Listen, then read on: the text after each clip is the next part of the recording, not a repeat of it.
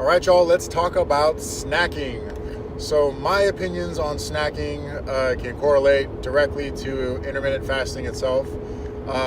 Let's take, for example, the typical 16 hours of not eating and 8 hours of eating. A lot of people will argue that calorie deficit is all that it's about. I think, yes, you will always have to be in a calorie deficit to lose fat. But I think what a lot of people miss who completely dismiss fasting is that if you're taking in the same calorie deficit that if you were on a snacking diet, if you were to be eating throughout the day versus consolidating all of your meals into just a window of eating, I think the opportunity to lose weight is greater and amplified. And I can try to explain that. This is going to get a little sciencey and wordy. Hopefully you can keep up.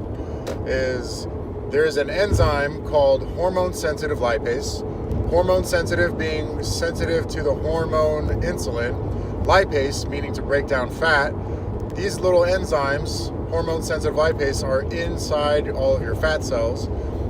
They cannot be active if insulin is raised above a baseline at all. And so your body will always, to my understanding, produces there's a certain amount of insulin in the bloodstream at all times. And if you spike that at all, if you make it above baseline at all, then that deactivates hormone-sensitive lipase from emptying out your fat cells. Factually, you cannot empty out your fat cells. You cannot dump fat from your fat cells if your insulin or if your baseline insulin is spiked at all. So why a lot of people who are able to snack throughout the day and still lose weight is because they're perfectly portioning their meals to where they just have a steady amount of energy in their bloodstream and they're never actually getting to the point of storing fat. So when they work out or if they're exercising at all, they'll dip into their fat stores for that moment, and then they'll get hungry and then they'll want to eat. Versus a person who is intermittent fasting, they will have their insulin at baseline, and if you do fasted cardio, that shit is amplified, and you will dip into your fat stores factually and get in there a lot more effectively, in my opinion, than someone who just eats perfectly portioned meals throughout the day.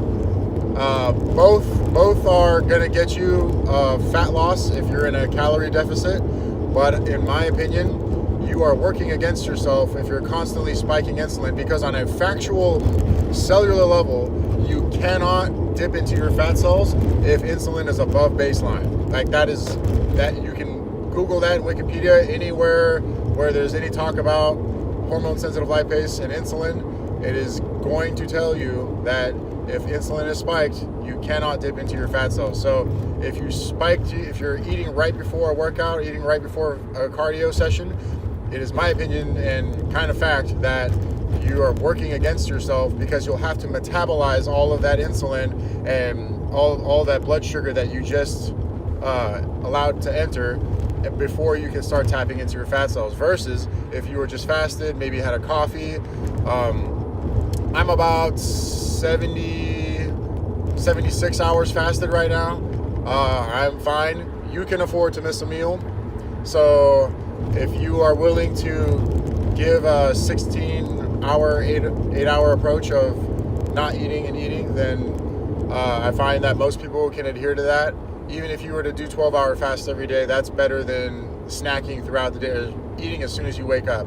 Here's a key thing that I learned I've learned about, implemented myself, and it works. So the concept that when you feel a hunger pain, what is a hunger pain? A hunger pain is your body hormonally communicating to you that, hey, you are out of circulatory energy, meaning the energy that's rolling around your bloodstream, blood sugar or fatty acids. You're running low on that energy. Do you want to supplement by eating dietary energy, or do you want me to tap into your stored energy, your fat? So I'm going to send you hormone signals for 5 to 15 minutes. If you aren't used to fasting that much, it can last as long as 30 minutes, and it can be a little miserable at first, but it's something you have to work up to. So now I've got it down to a point where I'm killing off these hunger pains every 5 minutes. Like, that's literally, they only come for about 5 minutes and then they go. So if your hunger pains is your body asking you, hey, do you want to eat food energy, or do you want me to dip into your stored energy? So go ahead and make that choice in the next 5 to 15 minutes, and I'll stop if you decide no. So you consciously decide, no, I'm not going to eat, and then the hunger pain subsides. People would like to think that when you get hungry, you're just going to get hungrier and hungrier and hungrier. Factually not the case. I am living this myself. Most people who are telling you that that's what's going to happen and that you're starving yourself are factually incorrect. I'm doing this myself. I'm literally living it myself. That is fact, not true. If you consciously decide not to eat, that is your body then. When your hunger pain subsides, that means your body has successfully either released glycogen from your glycogen stores to be burned, or has released fat from your fat cells to be burned. So why a ketogenic diet is so effective paired with fasting is that you'll have constantly depleted glycogen stores, and you will further tap into your fat stores better because you're always in a position to where your glycogen stores are depleted. Sorry if people don't know what glycogen is yet. Let me just tap on that real quick. Glycogen is stored sugar. So when you eat your fruit, your candy bar, carbs, if you're eating bread, if you're eating pasta, that all will turn into sugar in the bloodstream, and then sugar can be stored as glycogen, which is your localized sugar in your liver and your muscles. And so you have those two reserves, and then once those are filled up, then it gets stored as fat. And then whatever can't be stored as fat because your insulin is produced only so much, then that is excess sugar, which turns into diabetes, because if you have constant excess sugar in your bloodstream, little sugar molecules will jack up your body from the inside out. So, not to get all carried away, but anyways, snacking, Micah thinks no, do not snack. The more you can consolidate your meals throughout the day is the better off you'll be for losing fat. I think in an actual factual scientific level, that's like 100%. If you reduce the amount of times that you eat, if you're still in a caloric deficit but still meeting your macro needs, then you will be losing fat faster than someone who eats perfectly portioned meals throughout the day. Don't believe me, just watch.